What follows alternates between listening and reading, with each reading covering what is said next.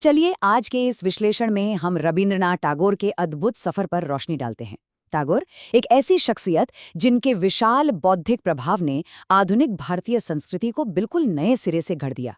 साहित्य के छात्रों के रूप में हमारे लिए ये समझना बहुत जरूरी है कि उनकी रचनात्मकता का दायरा आखिर कितना बड़ा था और कैसे उन्होंने कला और विचारधारा के लगभग हर पहलू को छुआ। तो सबसे बड़ा सवाल यही उठता है कि आखिर कैसे एक क्षेत्रीय ग्रामीण कवि पूरे उपमहाद्वीप की अंतरात्मा और एक ग्लोबल ह्यूमनिस्ट यानी अंतर्राष्ट्रीय मानववादी बन गया। यही वो मुख्य प्रश्न है जिसका अन्वेषण हम आज करेंगे। हम देखेंगे कि कैसे उनके स्पिरिचुअल ह्यूमनिज्म यानी आध्यात्मिक मानववाद के दर्शन ने उनकी कविता, उनकी राजनीति और कला को एक सूत में पिरो दिया। अपने इस अध्ययन को संचालित रखने के लिए हम उनके इस विशाल काम को इन मुख्य विषयों में बांटकर समझेंगे: आधुनिक बंगाली साहित्य की जड़ों से लेकर उनकी संगीतमय पहचान और आखिर में एक ग्लोबल पॉलीमैथ के रूप में उनकी विरासत तक। तो शुरुआत करते हैं हमारे पहले हिस्से से और देखते हैं कि कैसे ग्रामीण बंगाल से जुड़ी टैगोर की शुरुआती जमीन ने साहित्य को मूल रूप से बदल कर रख दिया। यहाँ उनका विकास सच में चौंकाने वाला है। सोचिए, एक किशोर लेखक जिन्होंने बंगाली शॉर्ट स्टोरी जॉनर का आविष्कार किया, वहां से लेकर 1913 में पहले एशियन नोबेल लॉरिएट बनने तक का उनका सफर एकदम अद्भुत है।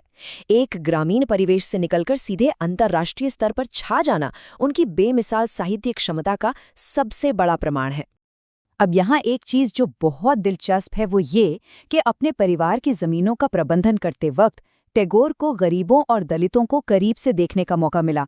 वहीं से उनके अंदर वो अभूतपूर्व सहानुभूति पैदा हुई जो उनकी कहानियों में झलकती है। उन्होंने आम लोगों और महिलाओं के संघर्ष को अपनी रचनाओं का केंद्र बनाया और साहित्य में कठोर शास्त्रीय रूपों को हटाकर एक आम बोलचाल वाला यथार्थवाद ले आए।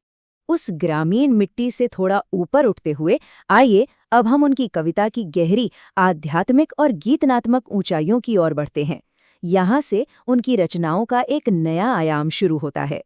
यहाँ समझने लायक सबसे जरूरी कॉन्सेप्ट है उनका स्पिरिचुअल ह्यूमनिज्म यानी आध्यात्मिक मानववाद।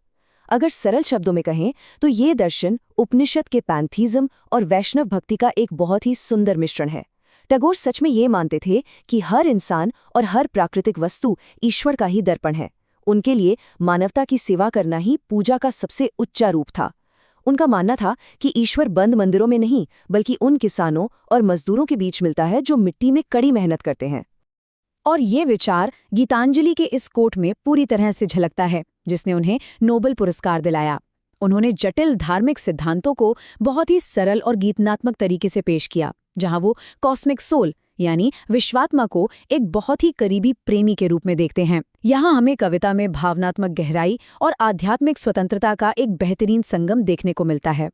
उनकी कविता से होते हुए अब हम सहजता से इस बात पर आते हैं कि कैसे उन्हीं के शब्दों को एक आधुनिक संगीतमयी पहचान बनाने के लिए धुनों में ढाला गया।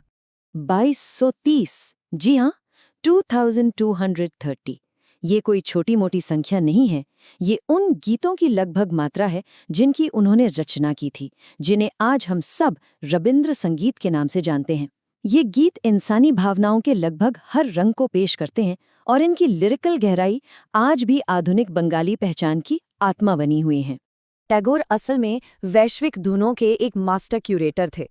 जैसा कि हम यहाँ देख सकते हैं, उन्होंने हिंदुस्तानी क्लासिकल, कर्नाटक संगीत, वेस्टर्न धुनों और बंगाली फोक, खासकर बाउल संगीत को मिलाकर एक बिल्कुल नया यूनिवर्सल संगीत बनाया। ये सारी अलग अलग परंपराएं आपस में ऐसी जुड़ी कि एक ऐसी अनोखी आवाज बनी जो हर किसी को अपनी सी लगती थी। और संगीत में उनकी इस प्रतिभा का असर कितना बड़ा था, ये इस बात से साबित होता है कि उन्होंने दो आधुनिक राष्ट्रों की नागरिक पहचान को ही शब्दों में ढाल दिया। भारत और बांग्लादेश, इन दोनों के राष्ट्रगान सीधे तौर पर उन्हीं की रचना है, जो उनकी संगीतमय विरासत को हमेशा के लिए अमर बनाते हैं। आइए अब एक नई पहलू को देखते हैं कि कैसे इस आध्यात्मिक सार्वभौमिकता यानी स्पिरिचुअल यूनिवर्सलिज्म ने उन्हें अपने समय की भू-राजनीतिक सच्चाइयों और राजनीतिक उग्रवाद के खिलाफ खड़ा होने पर मजबूर किया। यहाँ हमें महात्मा गांधी और टैगोर के बीच एक बहुत ही दिलचस्प वैचारिक टकराव देखने को मिलता है। हालांकि दोनों एक दूसरे का बहुत सम्मान करते थे, पर टैगोर को डर था कि बड़े पैमाने पर असहयोग यानी नॉन कॉपरेशन की रणनीतियां कहीं देश में असहिष्णुता और संकीर्ण राष्ट्रवाद के बीज न बो दें। टैगोर उग्र धार्मिक उत्साह और हिंसा के बिल्कुल खिलाफ थे। उनका विश्वास था कि सच्ची आज़ादी नैरो नेशनलिज्म में नहीं बल्कि यूनिवर्सल ह्यूमनिज्म में बसती है। और इसका सबसे बड़ा उदाहरण है 1919 में वाइसरॉय को लिखा गया उनका ये पत्र। जलियांवाला बाग के उस भयानक हत्याकांड के बाद उन्होंने अपने देशवासियों के साथ खड़े होने के लिए अपनी नाइटहुड की उपाधि तुरंत त्याग दी। संकीर्ण राष्ट्रवाद और सामाजिक विभाजन के खिलाफ ये उनका एक अत्यंत व्यक्तिगत, नैतिक और दृढ़ विरोध था। उनकी इन राजनीतिक आलोचनाओं से आगे बढ़ते हुए हमारे लिए उनके इस विश्वास को समझना बहुत ज़रूरी है कि सच्ची स्वतंत्रता आखिर मिलती कैसे है। यहाँ टैगोर का नज़रिया बिल्कुल साफ था। उन्होंने निडरता से तर्क दिया कि मानवीय स्वतंत्रता और गरिमा वैज्ञानिक प्रगति और शिक्षा से आती है। उन्होंने कल्ट ऑफ द चरखा जैसी लगातार और छोटी मशीनी गतिविधियों को मानसिक पतन का प्रतीक माना और बिना सोचे समझे किसी आवेगपूर्ण जनसंघर्ष में कूदने को गलत बताया।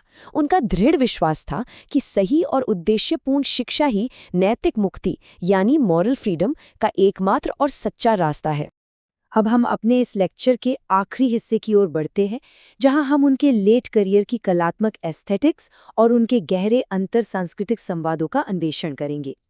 उनका ये यूनिवर्सलिस्ट दर्शन कभी सीमाओं में नहीं बंधा। यहाँ आप देख सकते हैं कि उन्होंने थियोरेटिकल फिजिक्स के महान वैज्ञानिक एल्बर्ट आइंस्टाइन के साथ रियलिटी और कॉन्शियसनेस पर गहरे संवाद किए। W.B. येट्स ने गीतांजलि के अंग्रेजी अनुवाद का परिचय लिखा। और सबसे दिल को छू लेने वाली बात, 1942 में वॉर्सॉ घेटो के भयानक हालात के बीच पोलिश शिक्षक जानुश कॉर्चैक ने अनाथ बच्चों के साथ टैगोर का नाटक द पोस्ट ऑफिस मंचित किया था। ये दिखाता है कि आध्यात्मिक स्वतंत्रता का उनका संदेश कितना ग्लोबल और ताकतवर था। एक और कमाल की बात यह है कि अपने जीवन के आखिरी दौर में उन्होंने अचानक पेंटिंग की शुरुआत की। हालांकि शुरू में उन्हें पेंटिंग टेक्निक्स के साथ थोड़ा संघर्ष करना पड़ा, पर जल्द ही उन्होंने विभिन्न अंतर्राष्ट्रीय कला परंपराओं को मिलाकर एक ऐसी अलग एस्थेटिक विकसित कर ली जिसने पूरी दुनिया का ध्यान खींचा। उनकी ये लेट करियर विजुअल आर्ट इतनी प्रभावशाली और कल्चरली सिग्निफिकेंट मानी गई कि बाद में हिटलर के पर्जेस के दौरान इन पेंटिंग्स को भी निशाना बनाया गया। ये सच में उन्हें एक बॉर्डरलेस क्रिएटर यानी एक सीमाहीन रचनाकार के रूप में स्थापित करता है। तो जैसा कि हम आज की इस चर्चा को यहीं विराम दे रहे हैं, मैं चाहूंगा कि हम सब इस प्रश्न पर गहराई से विचार करें। अगर ब्रह्मांड का सच एक मानवीय सच है, तो सोचिए कि कैसे एक गांव के कवि का ये यूनिवर्सलिस्ट नजरिया और आध्यात्मिक स्वतंत्रता की उनकी पुकार आज के इस बनते हुए और भेदभाव भरे विश्व के लिए बिल्कुल वही दवाई हो सकती है जिसकी हमें सबसे ज्यादा जरूरत है। उनका काम हमें याद दिलाता है कि साहित्य और कला सच में दुनिया बदल सकती हैं।